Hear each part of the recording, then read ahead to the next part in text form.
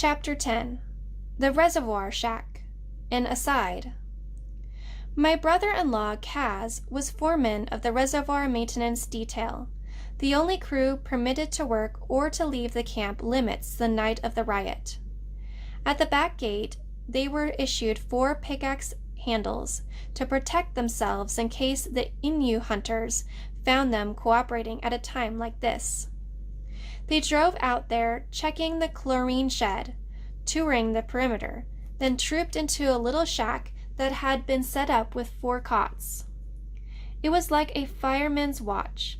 Each crew spent 24 hours on standby, making periodic checks, clearing the debris, doing whatever was necessary to keep the water moving into camp.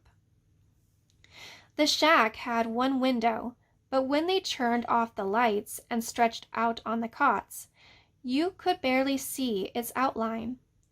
The night was so dark. Kaz lay there trying to see the line between the dark inside and the dark outside of the shack. And he thought he saw something pass across the window, but called it his imagination and shut his eyes. A moment later, the door crashed open. A flashlight was blinding him. He felt the sharp jut of a gun sight against his cheek.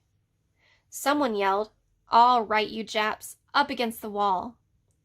He jumped out of bed and saw 4 MPs with Tommy guns, a sergeant and 3 privates.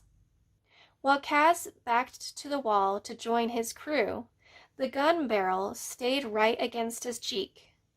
The MPs kept yelling, "Come on, Japs, move it, move it."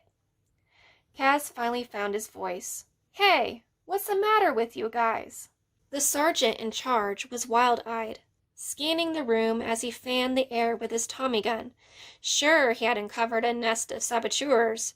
He was about the same age as Kaz, early 20s. "What the hell are you doing out here?" he yelled. "We're the reservoir crew." "Nobody's supposed to leave the camp, you know that." "Somebody's got to be out here all the time. Regulations." The sergeant spotted the axe handles on the floor by each cot and kicked one with his foot. "What the hell are these for, then?"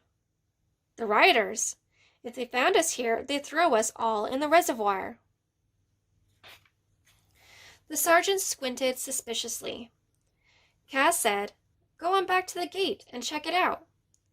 The sergeant kicked all the axe handles into a pile and scooped them up. "I'm taking these with me. Don't nobody move till I get back." He left.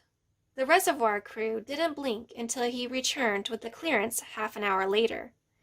They stood there watching the 3 jittered privates who had backed up against the opposite wall, as fearful as those 4 Japs they had to guard, as Kaz and his men were of the unsteady weapons they knew could go off at any moment.